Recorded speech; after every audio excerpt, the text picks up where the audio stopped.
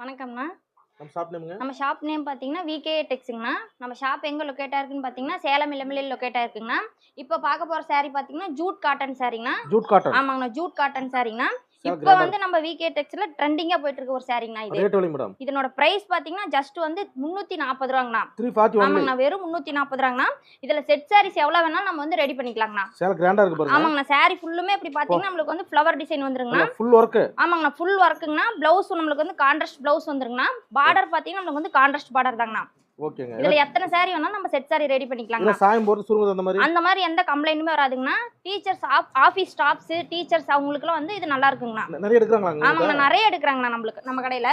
அதுலயே வாங்கின கலர்ஸ் பார்க்கலாம். பாத்தீங்கன்னா ஆன்லைன்ல வந்து உங்களுக்கு ஒரு 700 அந்த மாதிரி வருங்கண்ணா.